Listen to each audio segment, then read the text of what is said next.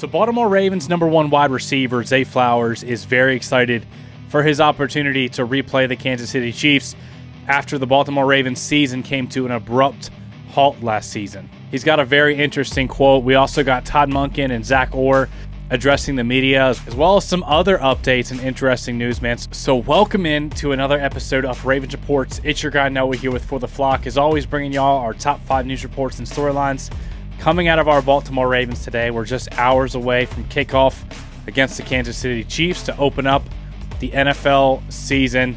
Let's dive into today's content. At number 1, let's talk about Zay Flowers and what he's looking to do in this upcoming year. First of all, maybe you're a Chiefs fan watching this, or maybe you don't remember exactly what Zay Flowers did his rookie year, but let me refresh you real quick. Zay Flowers had 858 yards, 5 touchdowns, and 77 catches in his rookie season.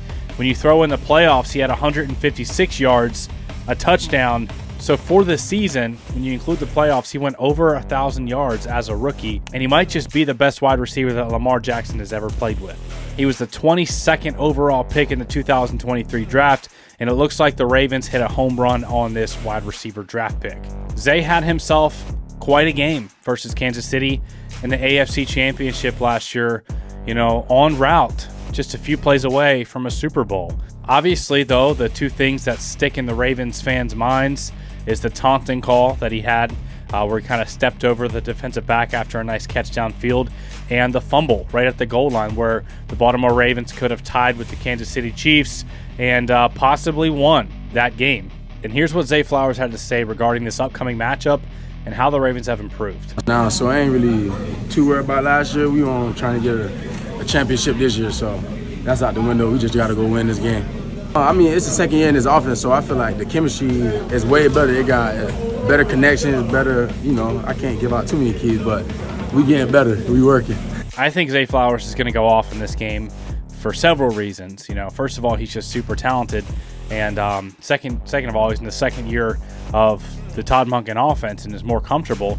He's also going to be playing the Chiefs without L'Jarius Sneed, who, with L'Jarius Sneed last year, the Chiefs still gave up 115 yards and a touchdown to Zay Flowers, including a 54-yard bomb where he got behind the defense. You also look at the opportunity that Zay Flowers has in front of him. He's clearly the #1 receiving option for the Ravens. He also, has 64 targets vacated by Odell Beckham leaving in free agency.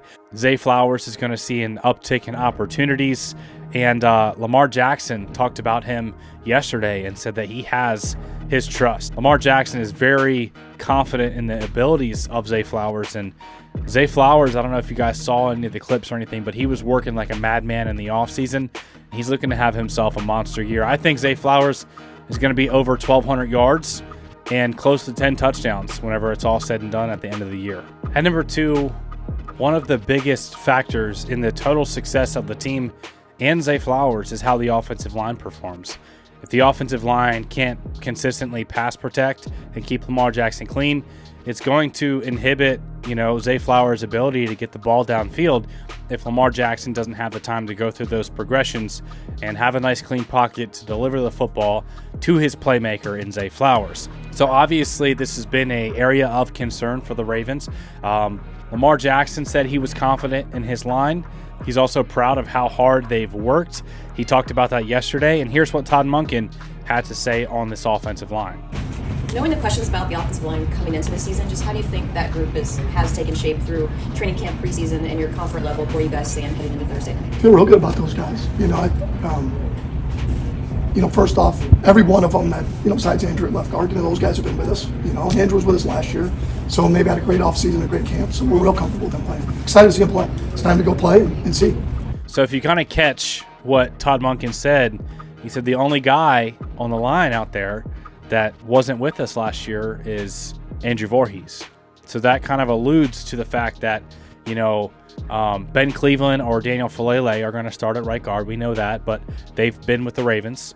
And then Patrick McCarry is probably going to get the start at right tackle because he was with them last year and Roger Rosengarten wasn't.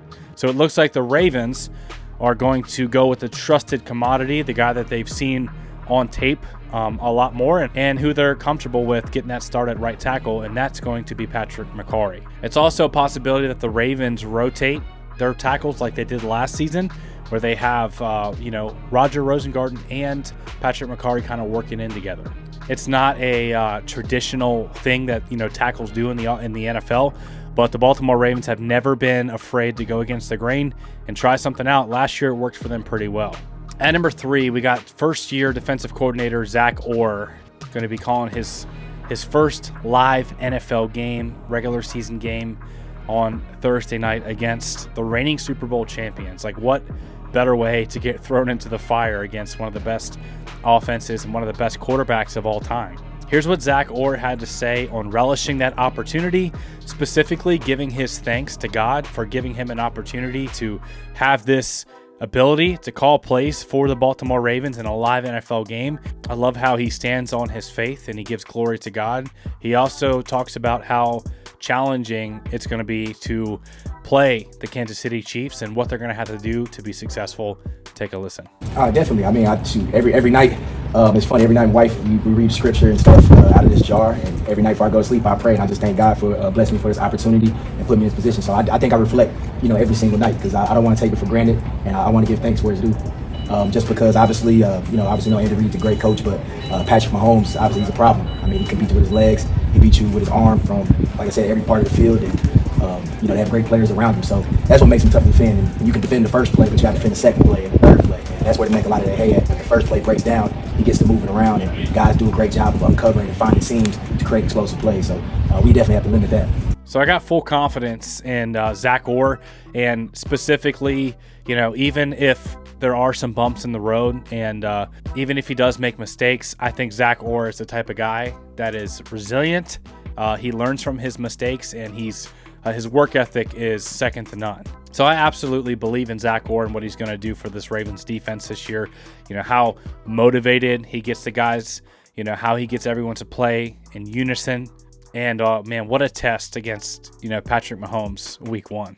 Speaking of this defense, the Baltimore Ravens have restructured Roquan Smith's deal to open up some salary cap space. They're still about $1 million over the cap, so they will have to make some additional moves, but this is the first domino that's fallen, and they've recently created $4.875 million, just a little bit of extra breathing room for them to operate, for guys to be called up from the practice squad, for in-season signings, veterans. Last year we signed Kyle Van Noy off the couch, who ended up having 9.5 sacks for the Ravens, so you never know who the Ravens are going to add in the middle of the year, or if they trade for a guy, which Eric DeCosta has been known to be very aggressive with guys like Yannick Ngakoue, Roquan Smith, Calais Campbell, Marcus Peters, and others. At number 4, Justin Madubuike is now Nnamdi Madubuike. Hopefully I didn't mess that pronunciation up. We're going to work on it if it was wrong. But Madubuike, he took some inspiration from teammate Odafe Owe, who, remember whenever Odafe came out of the draft, he was Jason Owe, but, changed back to his Nigerian name that his parents knew him and called him as, which was Odafe. So Madubuike and Odafe both have Nigerian heritage. And he said, coming from a Nigerian culture, our parents give us an American name and give us a Nigerian name. Madubuike said, whenever we were growing up as little kids, they addressed us as our Nigerian name. So Nnamdi, I believe in my heart, that's my real name. He decided to go with that after signing that, massive contract extension after leading all interior defensive linemen in sacks last year. I think the guy's also going to have a monster year this season. I'm excited to see him get after Patrick Mahomes in just a few hours here. At number 5, Cynthia Freeland. I've always enjoyed watching some of her projections and analytical models and everything that she does. She has the Baltimore Ravens as the projected AFC North champions with 10.5 wins was what the calculation came out to. She has the ceiling at 12.4 and the floor at 8.3. It's written that the projected AFC North champions, the Ravens ceiling might look lower than you would expect, but that's because the AFC North is my toughest rated division this season, meaning more in-division games are closer to 50-50 contests, and Baltimore plays the first-place schedule where its 3 unique opponents were all first-place finishers in their respective divisions last season, as opposed to cellar dwellers. This is where people that were in the bottom of the division have to have an easier schedule. And she says that's why that is part of why the Bengals slide ahead of the Browns and the Steelers. The Ravens absolutely have a tough schedule this year. It looks like it was top 3 in strength of schedule, difficulty of opponent week by week. But they had a pretty tough schedule last year as well, and they got it done. I think the floor for this team is much higher than most because just the pillars on the team. Like, if you look at the defense, there's an all-pro at every level. There's an all-pro defensive tackle, Matabike, an all-pro linebacker in Roquan Smith, an all-pro safety in Kyle Hamilton, plus Marlon Humphrey, who whenever he's healthy, he's one of the best. Then you got guys like, Nate Wiggins, Brandon Stevens, Marcus Williams, Owe, and other guys that get you excited as well. But I'm just talking about like all pros in several spots of your team. And then on offense, you got an all-pro center, on your line. Then you got an all-pro tight end in Mark Andrews. You got a really talented receiver in Zay Flowers. You got a 2-time MVP quarterback in Lamar Jackson. Like the core of this team is very much intact, and I think it provides both a high floor and a high ceiling. I'm fired up. I think the Ravens are going to have 12+ wins this year. So as always, if you enjoyed today's content, make sure to leave the video a like. I would really appreciate it. It does help out the channel. Don't forget to have that subscribe and notification bell on so you're up to date on everything Baltimore Ravens news, content, previews, film study. Man, we got a lot planned for you guys. We're excited about this season and how the For the Flock family is growing. I love you guys. I appreciate y'all. Thank y'all for tuning in, and we'll see you in the next video.